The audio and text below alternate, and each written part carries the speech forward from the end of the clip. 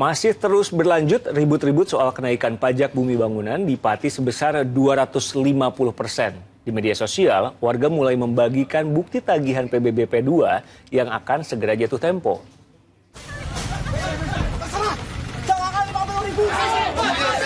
Jangan hanya 5.000 orang, 50.000 orang suruh ngerahkan. Saya tidak akan gentar.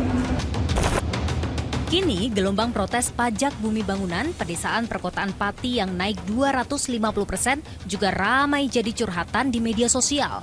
Yang sebelumnya atau tahun lalu itu 35.000 dan sekarang itu naiknya menjadi 132.874 alias ya kurang lebih 280% ya.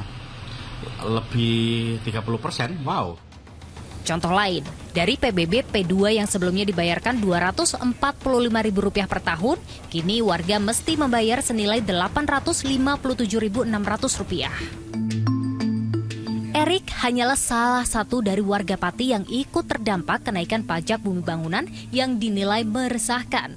Rumahnya yang berdiri di atas lahan sebesar 60 meter persegi sebelumnya dikenakan PBB P2 dengan nominal Rp13.000. Imbas kebijakan baru, kini ia mesti membayar Rp46.000. Ketika pembayarannya atau pelunasannya itu bersamaan dengan waktu pembayaran kebutuhan yang lain seperti air, listrik, kemudian BPJS, dan kemudian yang lain ya tentu berdampak walaupun kenaikannya mungkin secara nominal cuma Rp25.000, Rp30.000. Bupati Pati Sudewo kembali menegaskan pajak menjadi sumber utama pembangunan di kabupaten itu. PBB P2 Pati diklaim belum naik selama 14 tahun terakhir. Kalau mengikuti hitung-hitungan di atas kertas, kenaikannya bisa melampaui 1.000%.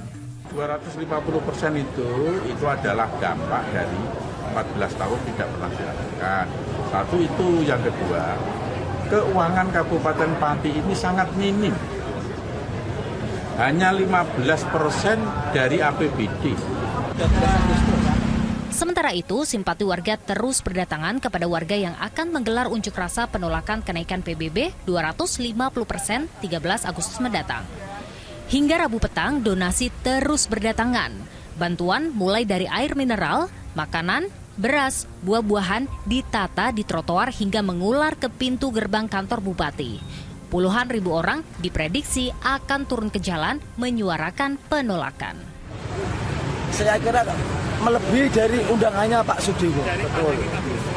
Undangannya? Undangannya 50.000, tapi lebih. Insya Allah lebih. Aspirasi warga jadi hal lumrah di negeri demokrasi. Bijak berpendapat, jangan sampai terprovokasi. Dan bagi warga yang memang kondisi miskin ekstrim, kondisi sangat tidak mampu, kita bebaskan, tidak bayar pajak. Arif Nur melaporkan dari Pati, Jawa Tengah.